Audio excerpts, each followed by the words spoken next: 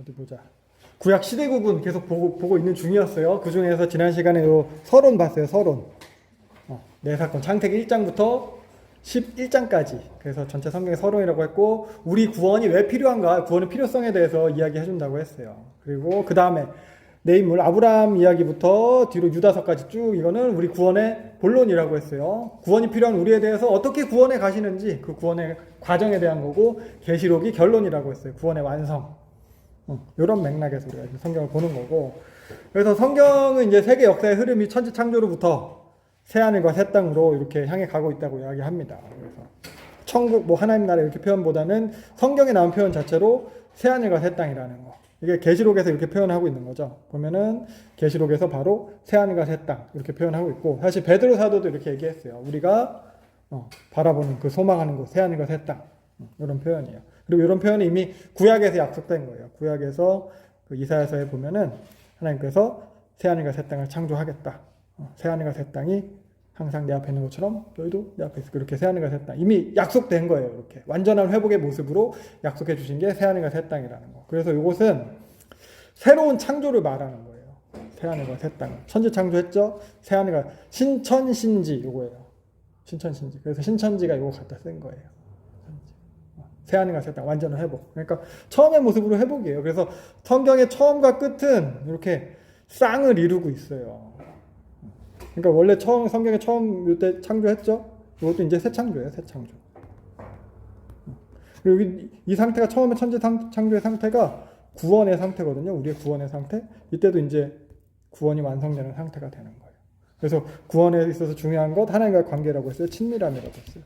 이때도 친밀함이 중요했던 상태고, 새하늘과 새 땅에서도 그런 친밀함이 회복될 거예요. 그리고 이제 여기서 이제 그 질서를 누린 안식이라는 표현을 했어요. 새하늘과 새 땅에서도 안식이 있을 거예요. 그리고 이런 걸 갖다가 에덴이라는 말 자체를 갖다 그 낙원, 파라다이스 이 정도 개념으로 이해하면 되거든요. 그래서 여기도 이제 낙원의 모습이 있어요. 새하늘과 새 땅에도 계시록에 보면은 낙원의 모습을 이야기합니다. 그리고 또 공통적인 게 생명나무가 있어요. 그리고 강이 있어요. 여기도 마찬가지로 생명나무와 강이 있고, 그리고 처음에 창조했던 그 에덴의 모습에서도 아담과 하와, 신랑과 신부, 부부의 모습이 등장을 하고요. 계시록에서는 교회와 그리스도로 부부의 모습이 등장을 합니다. 하나됨, 뭐 언약관계, 연합 이런 걸 상징하는 거라고 볼 수 있을 것 같아요. 그리고 천지창 처음에 에덴에서도 이제 심판에 대한 선언이 있었어요. 정령 죽으리라. 근데 그 심판이 여기선 실행이 됩니다. 마지막에서는 불못으로 실행이 되고요. 그래서 처음과 끝이 왜 같다고 했잖아요. 그래서 에덴이 구원의 원형이에요. 완성될 우리 구원의 상태를 에덴의 모습으로 표현해 주고 있는 거예요. 그래서 이걸 이사야서를 잠깐 볼게요. 이사야서에서 이렇게 나오거든요. 엄청 많죠. 읽어보면은 그때 이리가 어린 양과 뛰놀고 막 이런 얘기예요. 독사구려 어이가 손 넣어두고 물지 않고 이런 얘기. 그게 결국 이게 이사야서에서 궁극적으로 완성될 새하늘과 새 땅의 모습을 표현해 주는 건데, 이게 홍수 이전에, 인간 타락 이전에 에덴 동산에서의 그런 모습들을 가지고 이사야서에서 회복될 것을 갖다 이렇게 표현을 해주는 거거든요.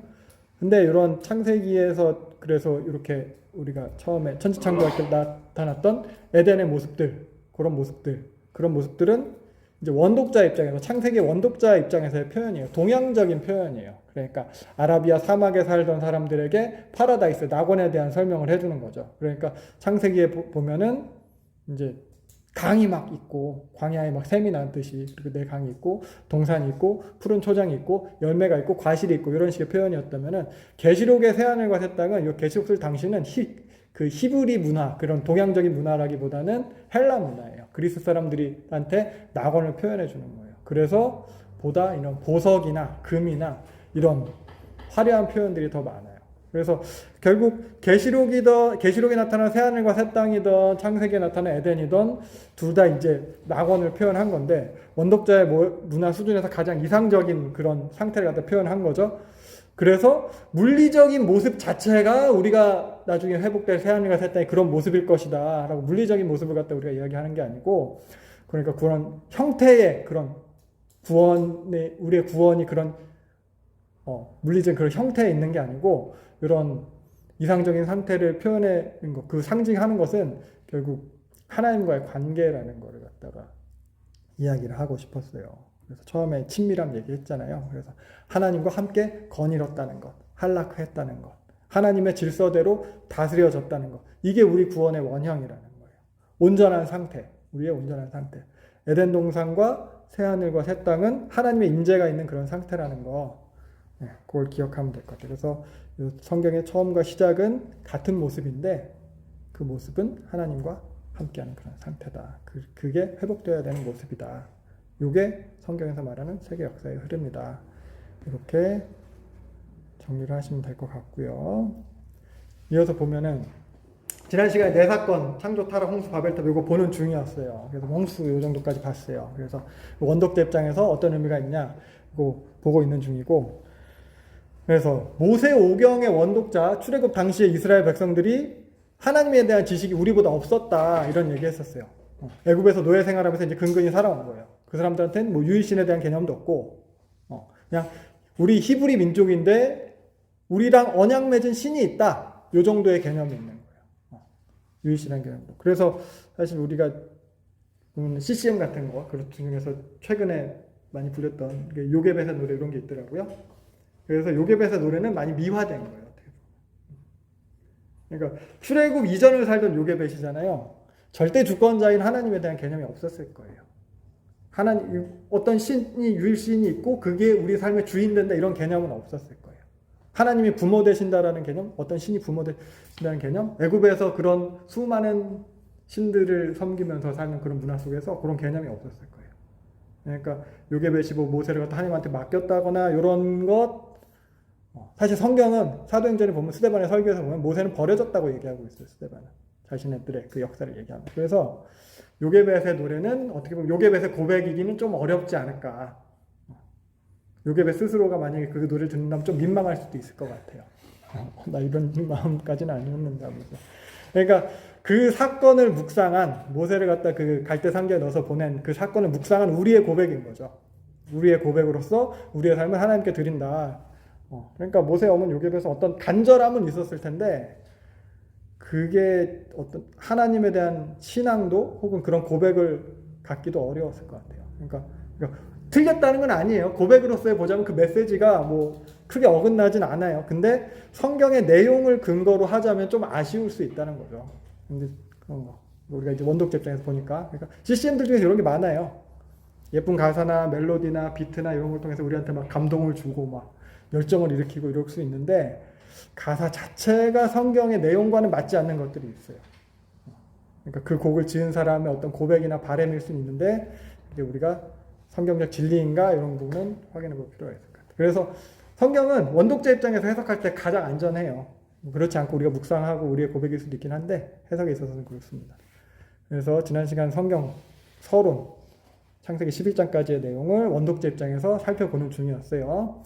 그래서 각각 사건, 창조, 타락, 홍수에서 원독자들한테 주어진 메시지가 뭐였을까? 이런 거 본 거예요.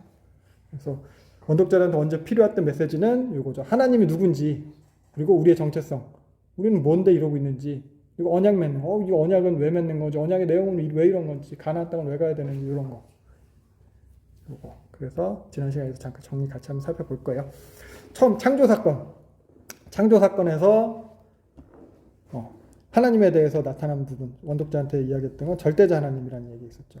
유일신, 이런 것들을 알 수 있었을 거예요. 그리고 하나님이 질서 있으신 분이다. 당시 근동 신화처럼 막 마음대로 하신 분이 아니고 창조로부터 그 안식을 누리심까지 다 질서대로 하신다. 그리고 제멋대로인 신이 아니죠. 자기 감정 막 한다고 막 죽이고 살리고 막 싸우고 이런 신이 아니에요. 그리고 또 인격적인 하나님이었어요. 약자를 돌보아주는, 자신의 권한을 피조물에게 나누어주는 그런 친밀한 신, 한락과 같이 동행하는 그런 신이었고, 그리고 또 인간에 대해서는 하나님의 형상이었어요. 그리고 하나님이 동역자로 부르셨대요. 그리고 다스리라고 주인으로 부르셨어요. 그리고 그 언약에 대해서는 생각해보면 안식일의 근거가 여기 나오거든요. 창조에서. 창조를 7일 강조해요. 창조가. 사실 창조에 나오는 그 단어 이런 것에서 7의 배수로 되는 것들이 많아가지고 구조 자체가 7을 강조해요. 그래서 이런 절대자가 우리를 구원한 거다. 우리 언약 맺는 거다. 이런 메시지들이 있었다면 타락을 통해서는 그 하나님이 또 이제 징계하시는 하나님이었어요. 징계를 하지만 기회도 주시는 하나님이에요. 그리고 하나님이 징계를 통해서도 회복을 약속하세요. 그리고 보면서 이제 이 회복을 약속하고 기회를 주는 게 고대 신들처럼 싹 다 죽였어야 되는데 내 실력이 부족해서 살아남은 이런 게 아니고 하나님이 본인의 의지로 결정하셔서 인간이 살 수 있게끔 해주시는 그런 하나님이라는 거죠. 그것에 비해서 인간은 하나님에 대해 거절하는 존재예요. 거절하는 존재. 하나님의 질서를 깨트리는 존재. 그리고 스스로는 해결할 수 없는 무능한 존재였어요. 가죽 또 하나님께서 지어 입히셨고요. 여자의 후손을 통해서 뱀의 머리를 밟는 원복음도 하나님께서 주신 거예요. 그 에덴 동산 하나님께서 주셨는데 쫓겨난 인간은 에덴 동산을 스스로, 낙원도 스스로 만들 수 없어요. 그리고 율법에 대해서는 피 흘림, 생명에 대한 가치가 있었어요. 율법에 계속 반영되는 가치일 거예요. 가죽 옷에서부터 희생제사, 아벨의 피 이런 것들. 그래서 스스로 회복할 수 없기 때문에 율법을 통해서 이렇게 깨어진 관계 회복이 필요하다는 것도 이제 보여주고 있습니다. 그리고 홍수 사건을 통해서는 계속해서 심판하신 하나님이 나타난 거죠. 그리고 심판하시지만 또 언약을 이어가신 하나님이 나타나시는 거예요. 그러니까 하나님께서 자신의 성품, 신실하신 하나님 나타나는 거고, 그리고 또 동역하는 하나님 여기 나타나요. 함께 하시는 하나님이 노아를 통해서 방주를 만들려고 말씀하세요. 120년의 기간 동안. 근데 인간은 점점 더 악해지는 존재예요. 이건 무능 정도가 아니라 구제불능이에요. 노아마저도 완전하지 않은 존재로 나타나고요. 그리고 여기서 이 원독자들의 정체성, 에벨이 나왔어요. 히브리. 셈의 후손으로서 히브리가 나왔어요.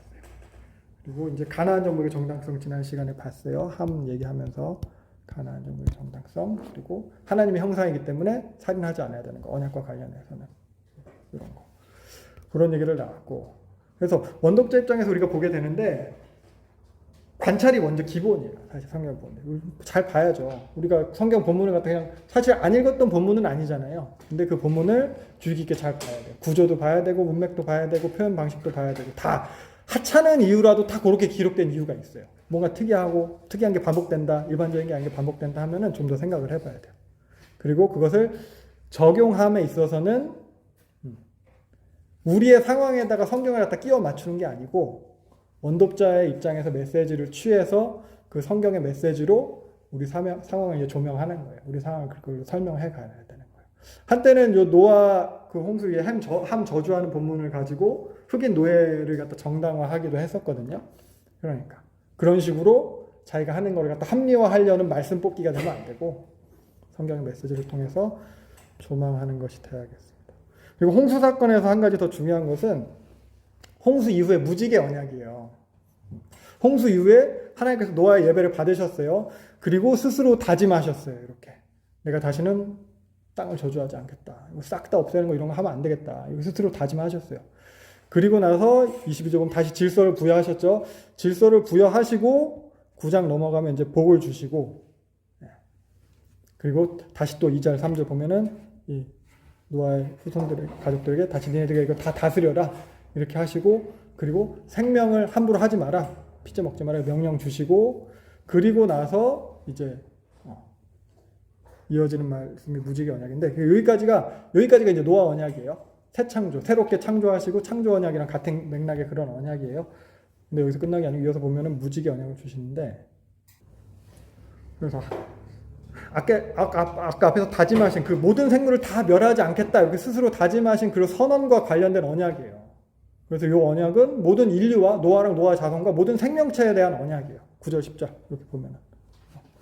그래서 다시는 너한테 멸하지 않겠다. 특히 이런 홍수로는 멸하지 않겠다 약속하신 거예요. 영원한 약속이에요. 그리고 13절 무지개를 주셨대요. 이게 언약의 증거예요. 그래서 무지개 언약의 특징은 전적으로 하나님이 주시는 언약이에요.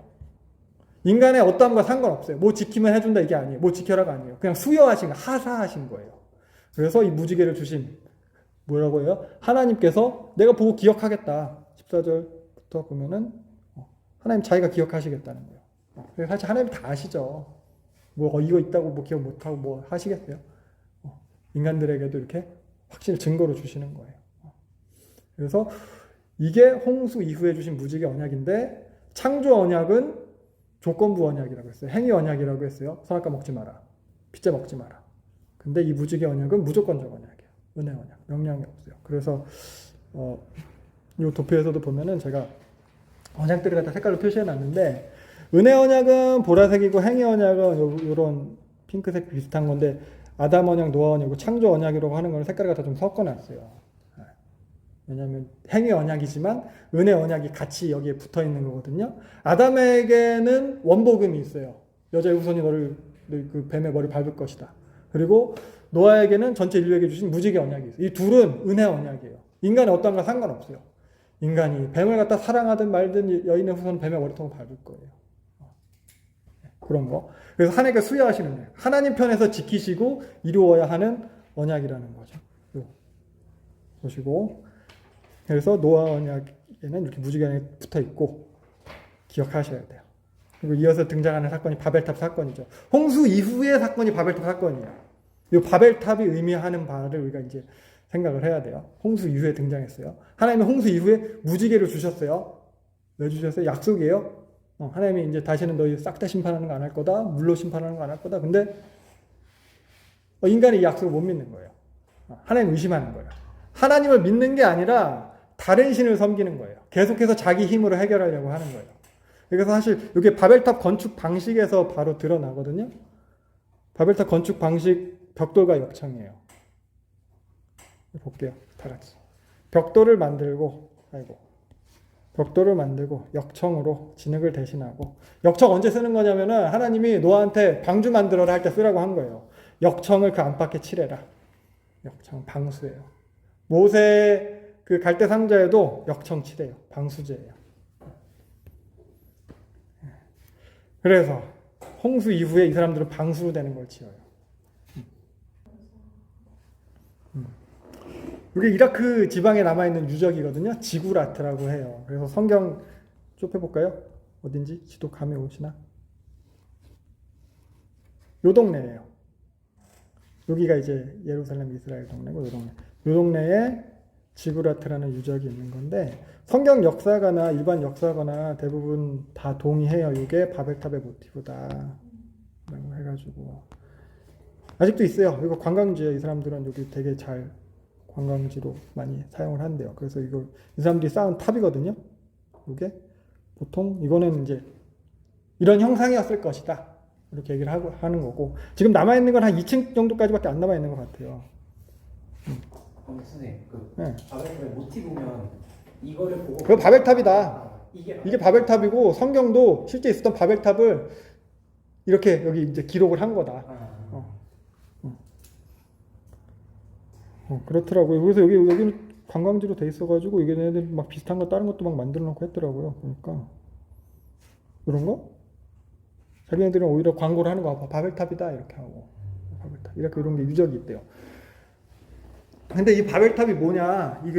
이거는 이제 만들어 놓은 거예요. 이거는 이제 관광지로 만들어 놓은 거고, 요 바벨탑. 원래 이제 이렇게 생긴 건 이제 유적을 발견한 건데, 이게 원래 뭐냐? 이거 신전이에요, 신전. 거대한 신전이에요. 거대한 제단이자 신전이에요. 꼭대기에 하면 이제 제사드려요. 그리고 갈대아 우르 지방이에요, 우르. 갈대아 우르라고 표현되는 갈대아 지방이 우르라는 동네인데, 여기서 이제 주로 섬기던 신은 달신이에요. 달신. 난나라고 부르고, 수메르어로 수엔, 신 이렇게도 불러요. 그런 신을 섬겨요. 이 동네 주신이 난나예요. 바벨탑은 결국 이런 달신을 섬기던 신전이었을 거고 그리고 성경 전체에서도 걸쳐서도 이 바벨이란 말 자체가 하나님 혹은 하나님에 대한 백성에 대한 대적 혹은 반역 이런 걸 상징을 해요. 그러니까 홍수 이후에 이 사람들이 다른 신을 섬긴 거예요. 다른 신을 섬겼어요. 근데 여기 갖다 좀 더 해석을 들어가면은 왜 달신이냐? 달이 물을 주관하거든요. 달의 인력에 따라서 달의 위상 변화에 따라서 간조와 만조의 차이가 나요. 메소포타미아 지방은 이런 점성술 되게 많이 발전했거든요. 수금주와 목토, 천해, 명왕성까지 모르겠는데 여기서 다 기원을 했고 그래서 동방에서 별을 보고 예수님 그 태어났을 때 온 박사 동방박사 이 동네에서 온 거거든요. 이 사람들이 홍수 이후에 이제 달을 보고 달 섬겨야겠다. 방수되는 신전을 짓자. 라게 하게 되는 거죠. 그렇습니다. 네. 나중에 더 자세하게 할 수 있을지 모르겠는데, 그래서 바벨탑 사건이 있었던 요 시기는 셈의 증손자 시기였어요. 이렇게 보자. 그래서 셈이 에벨 온 자손의 조상이라고 하잖아요. 에벨이 셈의 증손자예요. 셈 아들 아르박삿, 아르박삿 아들 셀라, 셀라 아들 에벨.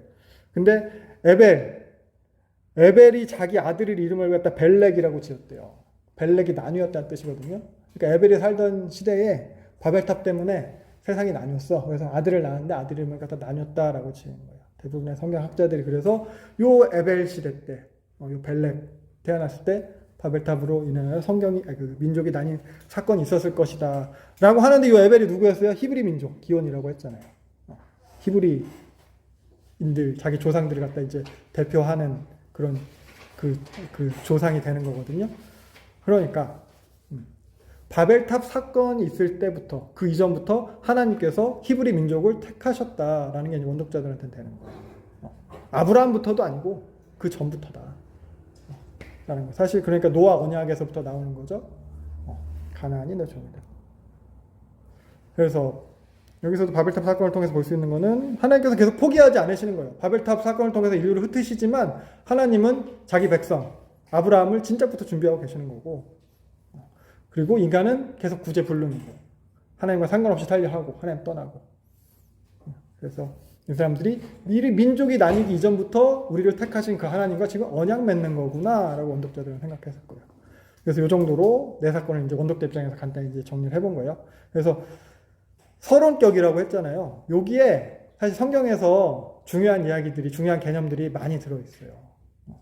언약에 대해서, 그리고 구원에 대해서, 하나님이 누구인지에 대해서, 그 하나님이 우리랑 무슨 상관인지에 대해서, 우리는 왜 타락을 했는지, 하나님이 이래서 우리한테 구원을 주려고 하시는구나, 이런 게 다 설명이 되는 거예요. 그래서 구원이 필요한 존재라는 것, 피조 목적, 창조 목적이 회복이 필요하다는 것, 그 하나님의 형상의 회복, 하나님과 관계 회복, 그 함께함이 회복돼야 된다는 것, 이 네 사건을 통해서 이런 메시지를 전하고 있는 겁니다. 근데 이 네 사건에서는 패턴이 나타나요. 어떻게 보면 두 번의 창조라고 했잖아요. 그것처럼 처음에 창조하셨죠? 인간이 타락했어요. 아담과 타락하고 그 타락은 계속 확산돼요. 이거 패턴, 창조, 타락, 징계, 회복, 요 얘기하는 거예요. 그래서 하나님께 노아 홍수를 징계하셨어요. 요 얘기죠. 그러고 나서는 하나님께서 다시 노아한테 언약을 주셨어요. 회복을 하셨어요. 회복인데 이 회복이 아까 새 창조라는 얘기했어요. 노아를 통해서 새롭게 창조하신 거예요. 창조 때의 명령과 같은 명령 병행해서 나타나고 있어요. 다시 창조하셨어요. 근데 뭐 또 타락하는 거죠. 인간들을 바벨탑 쌓는 거예요. 하나님 또 그들을 이제 흩으셨어요. 징계하셨어요. 그러나 그 징계가 징계만을 위한 건 아니라는 거죠. 그래서 징계를 좀 잘 봐야 돼요. 징계는 재창조를 위함이에요. 다시 회복의 기회랑 연결이 돼요. 회복을 준비하는 것이 포함되어 있어요. 그러니까 징계가 새롭게 될 기회라는 거예요. 심판 이전부터 회복을 준비하고 계시니까. 에덴에서 쫓겨나, 작게 보면 에덴에서 쫓겨날 때 하나님께서 가지고 지어 입히세요. 회복의 기회를 주시는 거거든요. 가인을 쫓아내면서는 가인이 아벨 죽였을 때 가인 이마에 표를 주세요. 죽지 않게끔. 이것도 기회를 주시는 거예요. 노아 홍수 이후에 새 언약을 통해서 무지개 딱 띄워주면서 니네 심판 안 할 거다. 기회를 주시는 거예요. 바벨탑 이후에 또 다시 하나님이 흩어지면 아예 모르겠다 하고 끝이 아니고 아브라함을 준비하죠. 이것도 같이 볼 건데 기회를 주시는 거예요. 네. 그래서 하나님이 그 처벌만을 목적으로 징계하지 않으신다는 거죠. 네. 조금 보면은 요 창세기에 나타난 사건 한번 볼게요.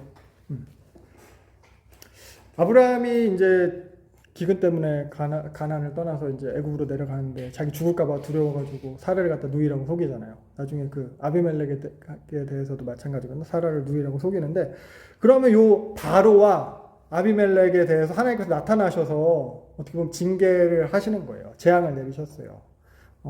근데 요게 이제 이들에게 보면은 하나님께서 뭐 내가 잘못한 것도 아니지만 어떻게 보면 난 징계를 받았어. 근데 이건 이 사람들한테 또 징계이기도 하지만 기회거든요. 하나님을 알게 되는 기회예요. 기회가 주어진 거예요. 그러면 기회가 주어졌어요. 징계를 받았어요. 그 기회에 잘 반응을 해야 되는데 사실 그렇지 못한다는 거예요. 제일 대표적인 게 출애굽 때의 바로예요. 10가지 재앙이 쏟아졌어요. 그러면 이 사람은 올바르게 반응을 해야 돼요. 근데 그렇지 못했어요. 이게 이제 인류 역사에서 계속 반복되는 거죠. 사실 아담이 범죄한 이후에도 보면 타락은 점점점 계속 확산돼요.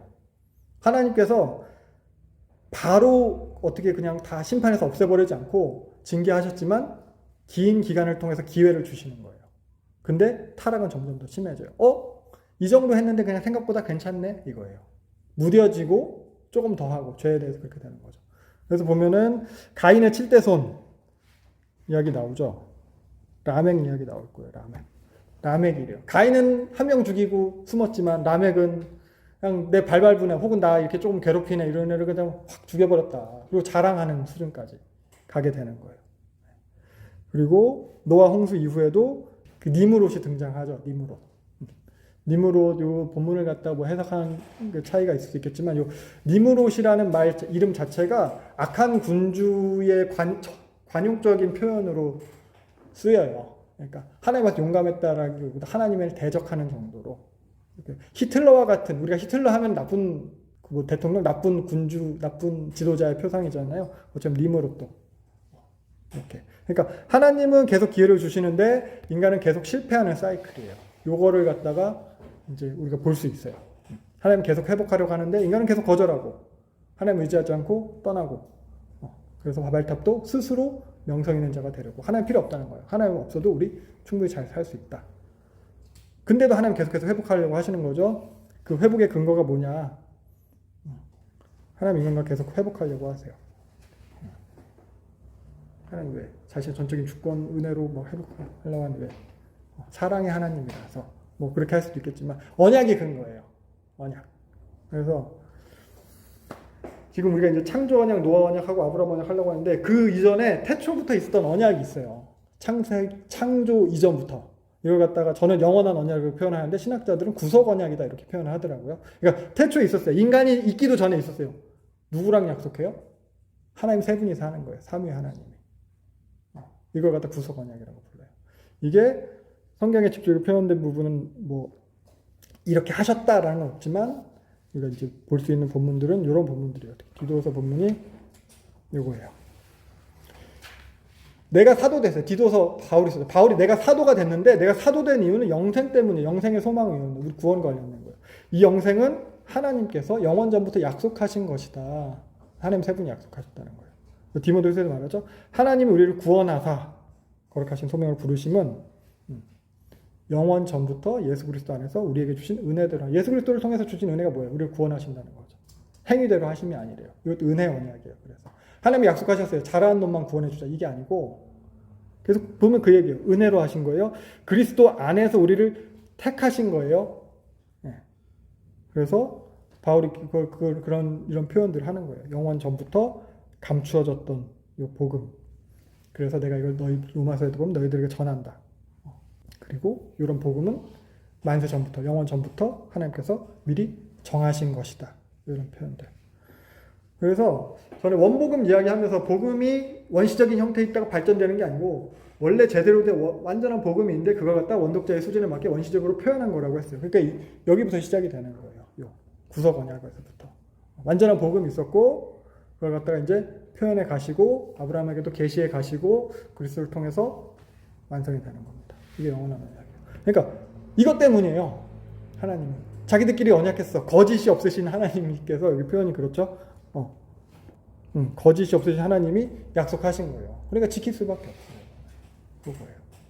그래서 그걸 구속 언약이라고 합니다. 우리 사랑하심이 맞아요. 근데 그 사랑이란 게 단순한 그런 감정 상태에 따라서 내 얘네가 너무 좋으니까 이게 아니고 약속이에요. 결정함이에요. 그분의 하나님의 신실하신 성품에 근거한 결정함. 이게 언약이고 이게 사랑이에요. 그래서 사실 부부 간의 사랑 원형도 여기 있어요. 결혼하면서 결혼 생각했죠. 언약 맺었잖아요. 그거예요. 우리가 비록 하나님처럼 신실하지 않을지라도 우리가 그런 언약을 지키는 모습, 신실한 모습. 어떻게 보면 하나님의 형상을 회복해가는 거예요. 그게 그리스도를 닮아가는 거예요. 그게 성화고 성도의 삶이 이래야 된다는 거죠. 그래서 이런 하나님이셔서 홍수 심판을 통해서도 다시 기회를 주시는 거고 또 하나님의 회복 의지를 계속 이제 보이시는 거죠. 그래서 징계랑 회복을 한 묶음으로 봐도 무방할 것 같아요. 그러니까 하나님의 징계는 결코 처벌만을 목적으로 하지 않는다는 거. 징계는 반드시 회복을 포함하고 있다는 거. 그래서 이런 패턴에 나타난 특징은 먼저 찾아오세요. 하나님께서. 아담이 선악과 따먹은 이후에도 먼저 찾아오셨죠. 가인이 아벨 죽인 이후에도 먼저 찾아오시고, 세상이 온통 악할 때에도 노아한테 먼저 찾아오셔서 이거 방주 만들어 하시고, 바벨탑에도 하나님 내려오셨어요. 인간은 하나님 안 찾는데 하나님 찾아오세요. 하나님 계속 왜? 회복하고 싶으니까. 원래 목적대로, 창조 언약대로. 그리고 찾아오셔서 어떻게 해요? 잘못한 거 니네가 이실직고 하기 전에 먼저 알았지 하고 혼내는 게 아니고 기회를 주시는 거죠. 먼저 찾아오셔서. 언약 어겼을 때 그냥 싹 다 죽이고 끝내면 되는데 하나님 그렇지 않으세요. 기회를 주세요. 아담과 하와에게도 뭐 가죽옷 입히시고 가인에게도 표를 주시고 홍수 이전에도 뭐 수백 년 경고하면서 이제 방주 짓게 하는 거 이런 거. 그리고 노아를 통해서 다시 인류가 다시 살 기회를 주시고 바벨탑 사건으로 흩으심 이것도 기회 주심이에요. 하나님께서 내가 어떠함을 보이셨어요. 그럼 그 사람들이 그걸 알고 잘해야 되는 거예요. 그러니까 이게 OX 문제식으로 기회야 맞춰봐 여기 아니고 단번에 끝나는 그런 기회가 아니고 긴 기간을 통해서 기회를 주시는 거예요. 지금 요 창세기 모세오경 읽는 원독자들한테도 그렇게 긴 기간 기회를 주시고 계시는 중이에요. 광야 40년 동안. 네. 그리고 또 나타나는 특징은 동역함이 함께함. 기회를 주셔서 결국 함께하려는 그게 하나님의 방법이에요. 그러니까 전적인 주권을 가지고 있고 자신의 완전한 자유로 전지전능 하나님이 자기 마음대로 할 수 있는데 그 하나님이 결정하신 방법이 함께하는 거예요. 나 혼자 다 하면 더 잘하는데 함께 하시는 거예요.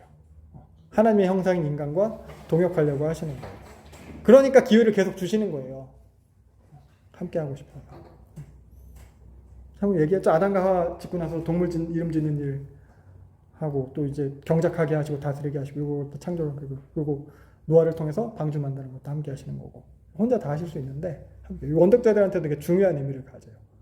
나중에 그 율법대로 성막 짓고 이렇게 하는 그런 것들을 통해서 그래서 이런 패턴이 1장부터 11장까지의 패턴이 사실 구약 전체에서 계속 반복돼요. 크고 작은 형태로 창조, 타락, 징계, 회복 이렇게. 그래서 이 패턴 안에서도 하나님은 계속 먼저 찾아오시고 기회를 주시고 이렇게 함께 행하시는 모습들이 있습니다. 그래서 특별히 요 함께함에 대해서 기억할 필요가 있어요. 함께함. 이게 목적이거든요. 창조하신 목적. 그래서 회복하시는 목적도 함께함이고 처음 창조의 목적도 함께함이고 회복의 방법도 함께함이에요. 그래서 처음에 지난 시간 계시, 언약, 함께함 이거 성경을 관통하는 통일성 있게 보는 관점이라고 했잖아요. 또 기억하시면 될 것 같아요. 계시는 그 언약을 통해서 언약과 관련돼서 행해지는데 그 이유가 그 목적이 함께함이라는 거. 이렇게 함께하는 백성과 그 함께 하나님께서 하나님의 일을 이어가십니다. 그래서 창세기 11장까지의 내용이 전체 서론이고요. 우리에게 구원이 필요하다는 내용. 인간 스스로는 도저히 어쩔 수 없다. 창조인데 타락하고 기회를 줬는데도 안 되고 뭐 약속을 해줘도 안 되고 내비두면 계속 이제 구제불능으로 되는 거. 그 인간에 대해서 하나님이 끊임없이 회복하고 싶어하는 거. 그래서 우리한테 구원이 필요하다는 거. 이게 서론이라고 했어요. 그래서 본론은 그러니까 니네 구원 이거 받아들여라. 동참해라. 창세기 12장부터 유다서까지의 내용이에요. 구원이 필요한데 그거 어떻게 이루어 가시나. 그래서 보면은 아브라함을 이제 부르시는 내용이 이어지는 거죠. 그래서 창세기 12장 1절부터 3절까지 이제 아브라함 처음 부르시는 내용인데 처음 뭐 언약으로 주신 건 이거예요. 너를 축복하는 자를 축복하고 저주하는 자를 땅의 모든 너를 말미암아 복을 받을 때 이게 이제 우리와 관련해서 중요한 언약인 내용이고 그래서 아브라함을 처음 부르실 때 모습을 바벨탑 사건 이후에 부르시잖아요. 바벨탑 쌓는 모습이랑 그때 인간들이랑 비교해 볼 수 있을 것 같아요. 오늘 설교 내용이랑 많이 겹칠 수도 있겠지만 간단히 보면은 여기서는 주체가 우리예요. 우리가 탑을 건설하고 우리 이름을 내고 우리가 흩어짐을 면하자. 이거 안정감을 찾는 거거든요. 근데 아브라함에게 하신 말씀 이거 반대예요. 본토 주체 아비집을 떠나라. 안정감을 떠나라는 거예요. 그러면은 네 이름이 창대하게 된다. 이들이 원하던 거랑 같아요. 우리 이름을 내자. 근데 하나님께서 아브라함한테 하나님께서 해주신대요. 바벨탑 샀던 사람들은 주체가 우리예요. 우리가 해서 우리 안정감을 만들고 우리가 우리 이름을 내자였다면 아브라함은 네 안정감 버려라. 내가 네 이름을 내줄게. 이거예요. 바벨탑 샀던 사람들은 결국 실패했어요. 근데 아브라함은 하나님께서 아브라함을 통해서 바벨탑 쌓으려고 했던 사람들이 뭐 추구하던 그런 거 근데 그들의 방식이 아닌 하나님의 방식으로 주체도 하나님으로 이루실 거예요. 이걸 약속해 주신 거예요. 바벨탑 사건 이후에. 네. 그 정도 기억하시면 될 것 같고 그리고 이런 아브라함한테 주신 언약이 우리와 관련된 게 땅의 모든 족속이 땅의 모든 너로 말미암아 복을 받을 것이다. 복을 얻을 것이다. 여기서의 이 복을 우리가 이제 생각을 해봐야 되는데 이 복은 결국 하나님을 알게 되는 복이에요. 하나님께로 돌아오게 되는 복이에요. 계속 설명을 할 텐데 이렇게 알고 기억하시면 되고 그래서 이 동일한 언약을 하나님께서 이삭과도 맺으세요. 이삭에게 하신 말씀이에요. 이거 언제 하신 말씀이냐면 이삭이 아브라함 뭐 죽고 나서 기근을 만나요. 기근을 만나서 다시 애굽으로 가야 되나 말아야 되나 가야 되나 말아야 되나 하다 블레셋까지 내려간 상태예요. 이때 애굽 가지 마라. 내가 너한테 복 줄 거다라고 하면서 아브라함에게 했던 약. 너로 말하면 모든 민족 복 받는다. 약속해줘요. 그래서 아브라함은 이때 이삭은 이때 애굽으로 안 내려가죠. 아비멜렉이 다스리는 그랄 블레셋 아비멜렉 그랄에 거주하게 됩니다. 이것도 야곱에게도 동일하게 약속해주세요. 이때 형 에서를 피해서 도망가는 중이었어요. 베델에서 돌베개 베고 잘 때. 그때 하나님께서 야곱에게 나타나셔서 이렇게 말씀하세요. 모든 족속이 너로 말미암아 네 자손을 말미암아 복을 받는다. 그러니까 아브라함에게 해주신 언약을 계속해서 이삭과 야곱에게 갱신해주고 있어요. 그래서 바벨탑 이후에 등장한 게 아브라함이에요. 바벨탑 이후에 회복에 대한 답이 어떻게 보면 아브라함이에요. 그래서 보면은 왜 그랬을까? 이걸 같이 생각을 해봐야 되는 건데 창조했는데 타락했고 기회줘도 안 되고 그래서 이제 하나님께서 어떻게 보면 이제 다 없애고 깨끗하게 노아로 이제 다시 시작했는데 그래도 안 됐어요. 그 죄된 본성이 있어요. 계속 실패했어요. 그러다 보니까 지금 바벨탑 쌓고 나서 온통 악한 민족들로 세상에 가득 차게 된 거잖아요. 그럼 하나님 여기서 어떻게 해야 되나? 또 싹 다 멸하고 노아 같은 애 하나 해가지고 다시 또 해보자 이렇게 하셔야 되나? 홍수처럼 이거 어떻게 해야 되나? 그러니까 제일 처음에는 아담과 하와밖에 없었잖아요. 아담과 하와 딱 둘밖에 없었어요. 그럼 둘을 통해서 하나님과 동행하던 둘을 통해서 그 자손들이 낳고 자손들을 동행하고 동행하는 애들 계속 가득 차고 이게 이제 하나님이 처음에 바라셨던 그런 인류의 모습일 텐데 근데 이게 실패했잖아요. 완전 불순종하는 인류가 된 거예요. 가인의 후손들 쭉쭉쭉 보면서. 그래서 노아 홍수 이전까지 온 거잖아요. 그래서 하나님께서 그러면은 차라리 싹 다 인간이란 종을 없애고 새로운 종을 갖다 다시 창조해서 시작하셔도 되는데 하나님이 굳이 노아는 남기시고 또 노아의 가족도 남기시고 하셨어요. 왜 그랬냐면 요것 때문이에요. 원복음 때문에. 약속하신 게 있어요. 하나님이 지키셔야 되는 게 있어요. 여자의 후손을 통해서 구원을 이루셔야 되기 때문에 종을 싹 다 없애면 안 되는 거예요. 그 인간들이 남아 있어야 되는 거예요. 그럼 바벨탑 쌓을 때 하나님이 싹 다 없애고 노아 같은 애 다시 만들면 되는데 아까 봤듯이 무지개 언약이 있는 거예요. 하나님께서 이거 보시면서 이제는 노아처럼 다시 시작할 수도 없어. 다 죽일 수도 없어. 사람들 엄청 많이 불어났어요. 수많은 민족이 됐어요. 이제 그 민족들을 대상으로 해야 되는 거거든요. 쓸어버리고 개인을 갖다가 혹은 한 가정을 갖다가 다시 시작하는 거에서 이제는 큰 민족이 됐기 때문에 이 민족을 대상으로 하나님과 함께할 민족을 만들 생각을 하시는 거예요. 어떻게 보면 전략이 살짝 바뀌었다고 볼 수도 있어요. 함께하는 개인 혹은 함께하던 가정 여기서 시작돼서 계속 그런 후손들도 함께하는 걸 기대하셨다면은 이제는 하나님께서 보다 적극적으로 개입해서 함께할 민족을 만드시겠다 이거예요. 함께한 개인 가정을 통해서 계속 함께하는 일 만들어지는 걸 기대하는 거에서 만들어 버리시는 거예요. 하나님이 적극적으로 개입하시는 거. 그리고 그 민족을 통해서 다른 모든 민족이 돌아오도록 즉 하나님 백성을 계획하신 거예요. 하나님 나라를 계획하시는 거예요. 하나님 백성, 하나님 나라를 통해서 다른 모든 백성, 민족이 돌아오게 하려고. 그 계획, 그 시작이 아브라함이에요. 땅의 모든 족속이 너로 말미암아 복을 받을 것이다. 아브라함이 하신 거예요. 그래서 원독자들 입장에서는 슬슬 자기들 정체성이 나오는 거예요. 아브라함이 드디어 나왔어. 우리 조상 아브라함. 그래서 하나님이 자신들과 무슨 관계인지가 밝혀지기 시작하는 거예요. 그래서 창세기 1장부터 11장까지는 하나님이 어떤 분인지, 인간은 어떤 존재인지, 하나님의 마음과 뜻이 어떤지 이게 나타났다면 이제 본격적으로 하나님과 그러면은 지금의 우리랑 무슨 상관인가 이게 나타나는 거예요. 우리한테 무슨 계획을 갖고 우리라는 존재한테 우리라는 민족 무슨 계획을 갖고 있나. 그리고 또 요거는 물론 우리의 구원과도 상관이 있는 거라고 했어요. 그래서 우리가 지금 받은 구원이 어떻게 우리에까지 미치게 되었는지 그 시작이 이 아브라함 언약이에요. 아브라함으로 말미암아 복을 얻게 된 모든 족속 중 하나가 우리라는 거죠. 그래서 바울은 갈라디아서에서 이렇게 표현을 하고 있어요.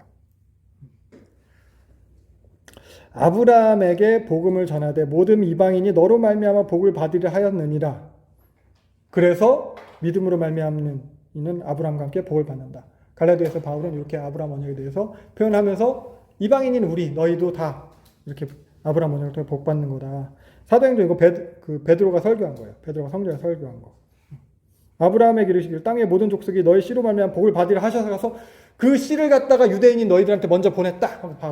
베드로는 여기서 이렇게 설명을 하는 거예요. 그래서 결국 아브라함 언약을 통해서 우리가 이제 구원을 받게 돼. 궁극적으로 이 아브라함에게 주신 언약은 우리를 위한 언약이에요. 그래서 유대인이 아니라 유대인 포함이죠. 이방인인 우리.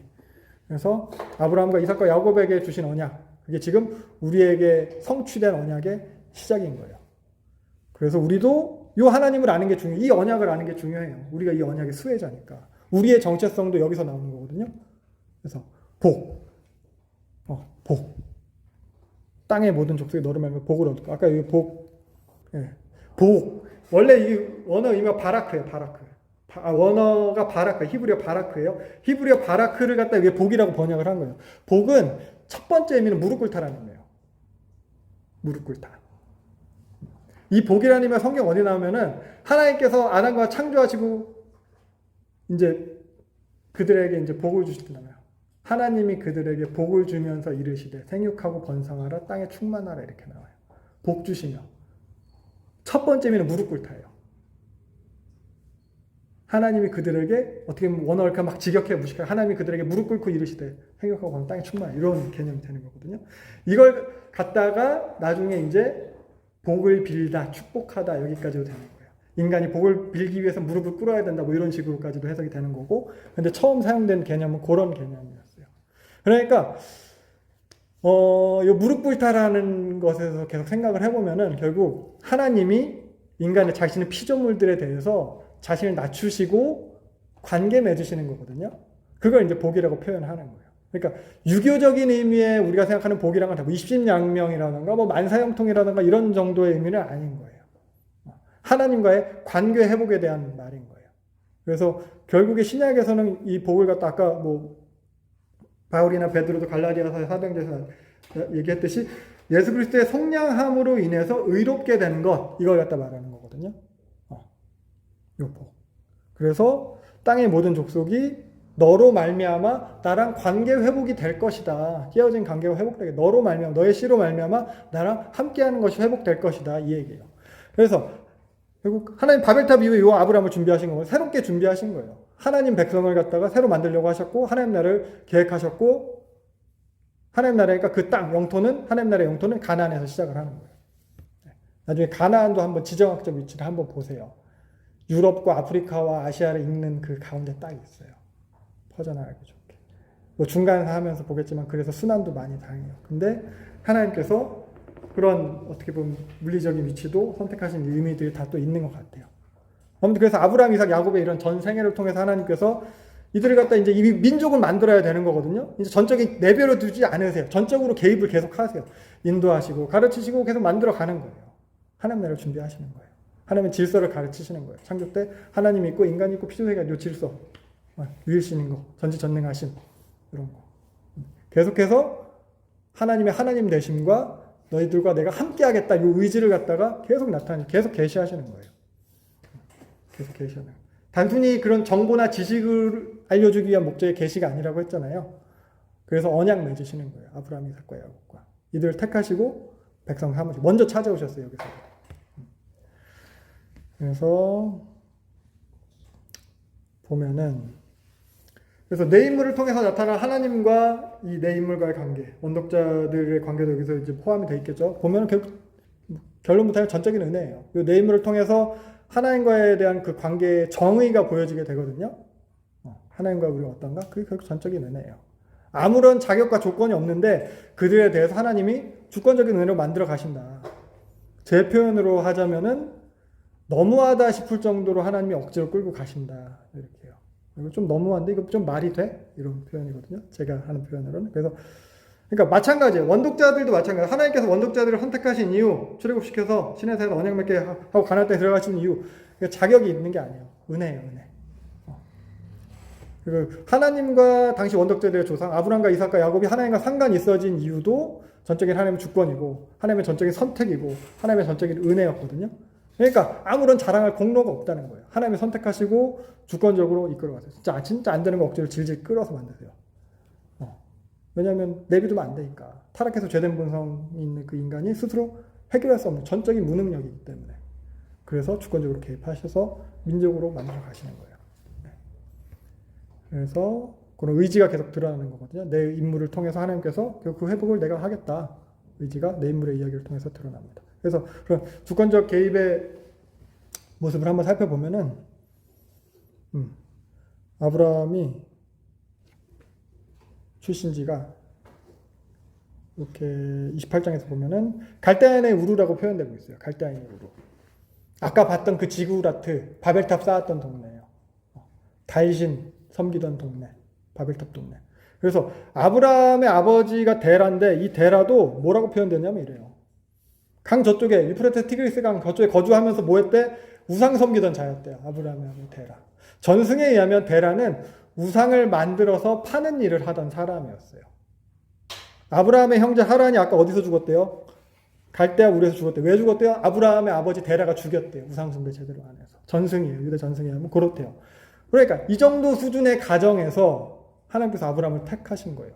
자격 없는 그들이에요. 형편없어요. 거기서 택하신 거예요. 어디 사창가 포주 아들 데려다가 너 가서 신학대 교수해라 뭐 이런 내가 만들어줄게 뭐 이런 식이 되는 거예요. 마약하고 막 이런 애 데려다가 아무튼 그래서 여기서 보면은 또 그리고 아브라함의 별명이 뭐였어요? 히브리 사람이었어요. 아브라함 히브리라는 표현이 여기 처음 나오고요. 롯이 잡혀갔을 때 아브라함한테 와가지고 야 네 조카 잡혀가서 하는데 이때 아브라함은 뭐라고 표현해요? 히브리 사람이라고 표현해요. 히브리.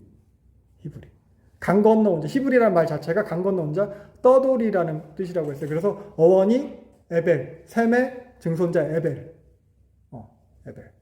에벨에서 파생된 언어라고 했어요. 그러면 이제 셈의 족보들을 잠깐 살펴보면은 셈을 갖다 일단 에벨, 그 떠돌이로 수식을 하고 있어요. 근데 셈의 아들들은 엘람과 아스루와 아르박사과 룻과 아람이래요. 근데 요 아르박사의 후손이거든요. 다른 셈의 아들들은 유명한 사람들이에요, 사실.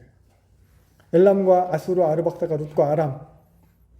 이 사람들이 보면은 사실 다 나라들을 하나씩 만들어요.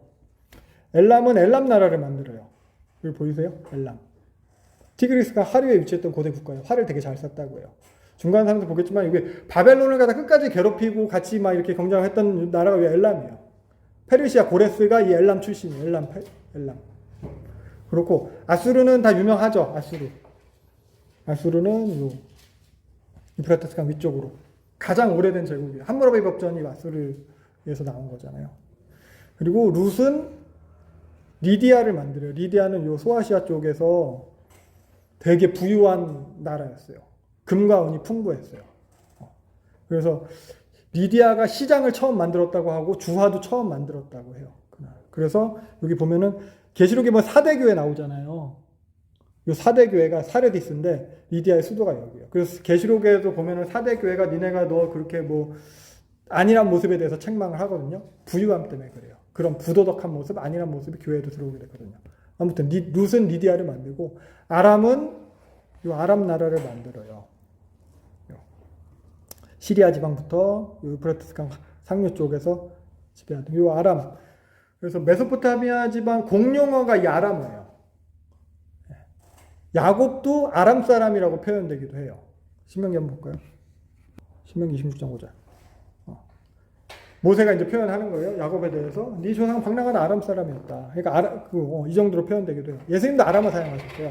그래서 이 정도. 그러니까 엘람과 아스루, 아르박사과 룻과 아람인데 다른 네 아들들은 다 큰 제국들을 갖다 이제 만들 정도로 유명한 사람이고, 근데 아르박삿은 뭐 했는지 불분명해요. 어떤 부족 정도 만드는 것 같아요. 그러니까 그만큼 어떻게 보면은 인간적인 조건, 그런 자격 조건 이런 것들이 제일 열악한 사람. 그 아르박삿의 후손 거기도 에벨. 에벨의 어원은 아까 히브리 강 건너 온 자라고 했잖아요. 에벨은 건너가다라는 뜻이에요. 지나가다, 건너가다, 그래서 사라지다, 소멸하다라는 의미도 있어요. 그런 조상의 후손 택하신 거예요. 그러니까 당시 원독자들의 상태가 그랬거든요. 그냥 가만히 놔두면 없어질 족속이었어요. 가만히 놔두면 바로가 명령했어요. 히브리인들 아들 낳으면 다 죽여라. 날강에 던져라. 그냥 가만히 놔두면 없어지는 거예요. 요 에벨도 그런 거예요. 아르박삿도 그런 거예요. 가만히 놔두면 사라지고 없어질 건데 하나님께서 그 아브라함을 택하신 거예요. 우상숭배 가득한 그 동네에서, 우상숭배하던 가문에서. 그리고 좀 택하시려면 잘난 사람 택하시지. 그래서 여기도 표현 보면은 하나님께서 일부러 이렇게 택하시는 거예요. 네가 많기 때문에, 네가 튼튼하기 때문에, 네가 힘세고 뭐 능력이 산 게 아니라 가장 적었다. 아브라함 봐라, 혼자 있을 때 내가 그를 불렀다. 하나님이 다 알고 하신 거예요. 어쩌다 택해보니까 그런 애가 걸린 게 아니고 일부러. 이런 애를 선택하신 이유는 하나님만 드러나야 되기 때문이에요. 하나님이 드러나도록, 하나님이 계시되도록. 그래서 이들을 통해서 다른 사람에게 하나님이 알려지는 거예요. 그래서 그 사람들이 보고 하나님을 알고 돌아오도록. 그거예요. 그러니까 하나님이 자기를 계시하시는 거, 하나님의 자기 선교이고 이래요. 그러니까 하나님만 내 삶에서 드러나게 되는 거죠. 내가 잘나서 내가 이렇게 된 게 아니고 하나님의 어떠하심이 쟤는 보면은 항상 못하고 뭐 망할 것 같은데 해보면 내가 맨날 져. 이게 아브라함, 이삭, 야곱이에요. 뭐가 있지? 하나님이 있는 거예요. 그래서 하나님께서 이렇게 아브라함을 선택하시면 조건이 없어요. 조건이라고 치면 제일 못났어. 이거예요. 그래서 은혜의 선택이라는 거예요. 아무런 공로가 없다는 거. 그래야 하나님이 드러나니까. 그래서 아브라함에게 그렇게 계시하셨던 하나님이 아브라함을 통해서 다른 모든 민족에게 계시된다는 거예요. 그래서 간단하게 이렇게 정리하면은 아브라함은 이렇게 은혜를 진짜 쏟아 부으셔서 선택하신 거고, 이삭은 출생 자체가 은혜였잖아요. 태어날 수 없는 조건이었어요. 이삭 같은 경우에는 그래서 쭉 이삭에 대한 표현을 보면은 아브라함이 하나님께서 이삭 준다고 했을 때도 100세 된 사람이 어떻게 자식을 낳냐 살아가고 싶은데 태어날 수 없어요. 히브리서에 보면은 죽은 시체에서 태어난 것과 같다 이런 표현이에요. 이삭이 태어날 수가 없었어요.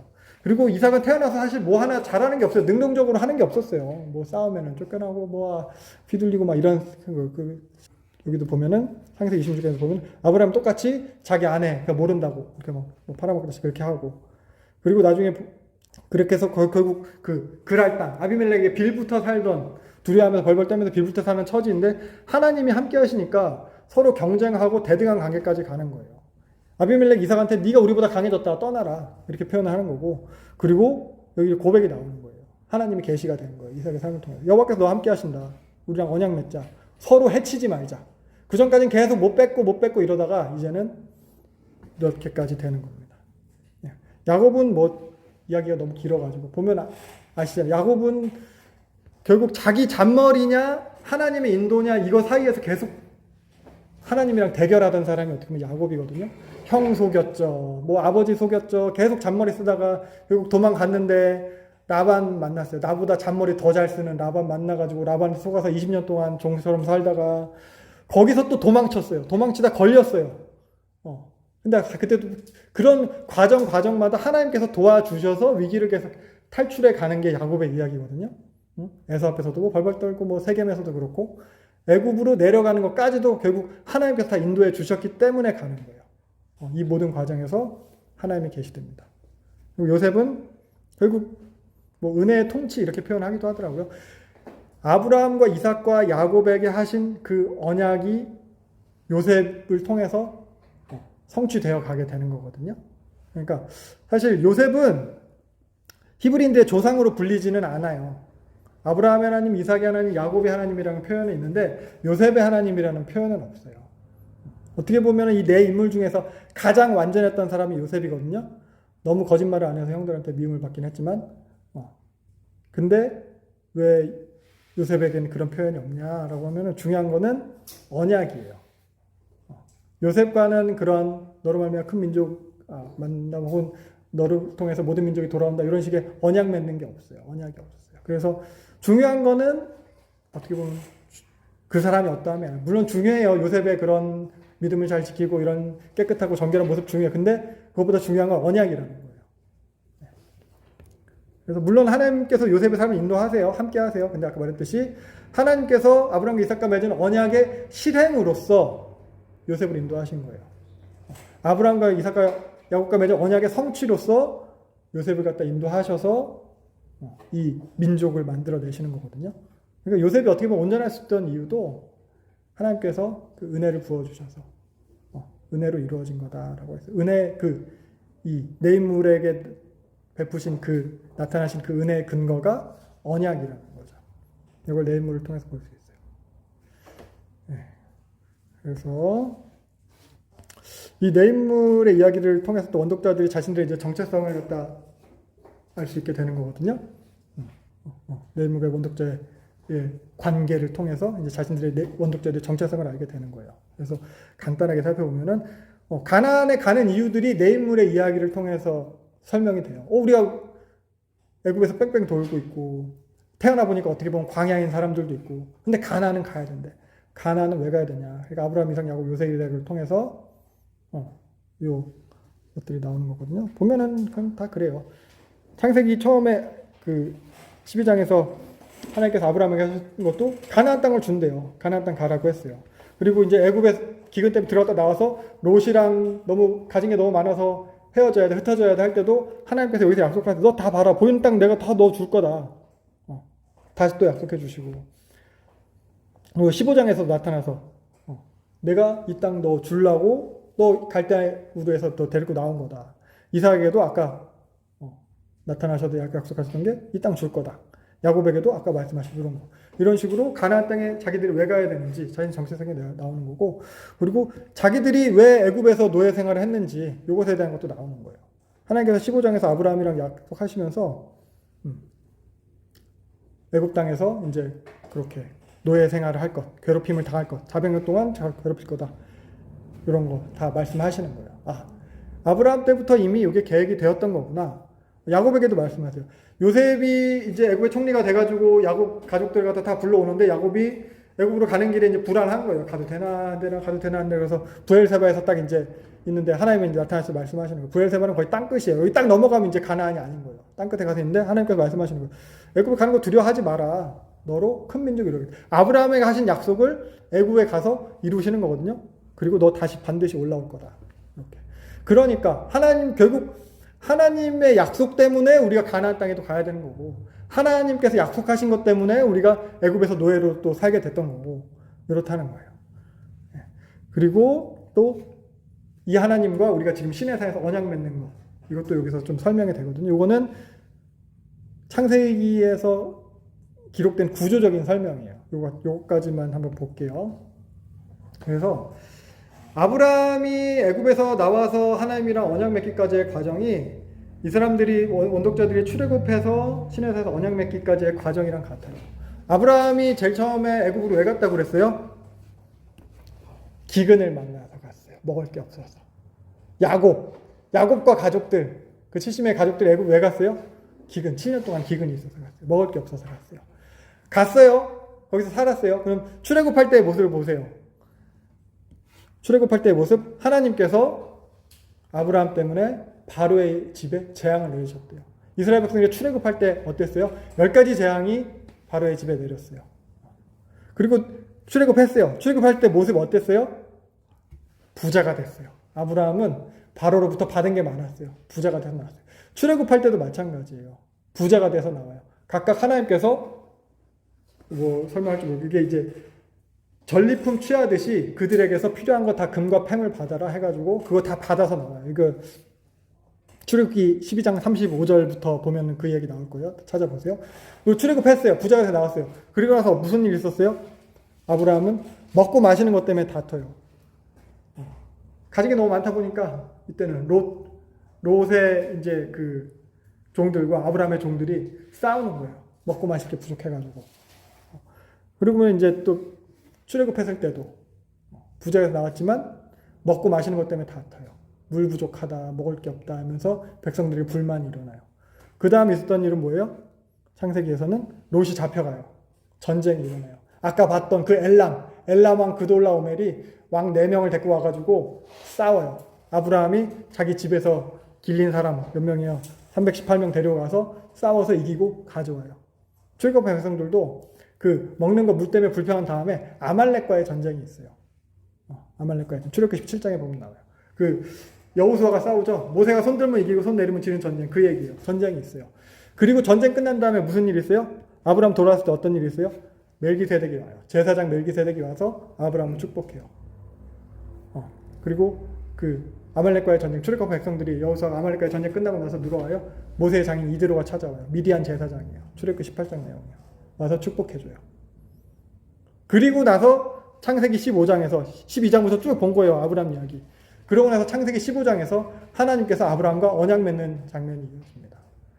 그럼 출애굽기 18장까지 내용, 그 다음 이야기 출애굽기 19장에서 시내산에서 언약 맺는 장면이 이어져요. 그러니까 아브라함이 175살까지 살았다고 창세기에 기록되어 있어요. 175살까지 아브라함이 사는 동안 아브라함의 이야기가 이렇게 기록이 되는데 아브라함의 모든 이야기를 다 기록할 수가 없어요. 모든 이야기가 성경에 기록된 게 아니에요. 그 이야기들 중에서 선택해서 기록한 것이고 그 몇은 순서가 바뀌었을지도 몰라요. 근데 이 아브라함 이야기를 통해서 원독자들에게 전하고자 하는 메시지가 있는 거예요.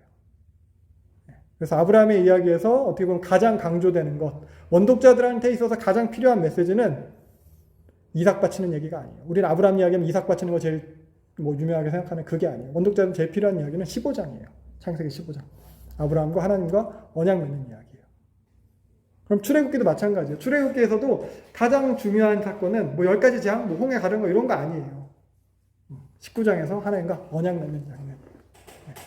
그래서 원독자들은 이 아브라함의 이야기, 창세기를 읽으면서 자신들의 이야기처럼 생각을 했을 거예요. 우리 조상 아브라함도 애굽에서, 우리 조상 아브라함도 이렇게 나왔구나. 전쟁, 언약 맺네. 우리도 당연히. 우리가 우리를 끌어낸 신이랑 언약 맺는 게 이상한 게 아니구나. 이미 예견된 거, 계획된 거구나. 우리 조상 아브라함이 맺은 언약과 연장선상에서 있는 거구나. 이 정도까지 생각할 수 있었을 것 같아요. 네. 이 정도. 힘써 알자 여호와를 알자 우리 여호와께 돌아가자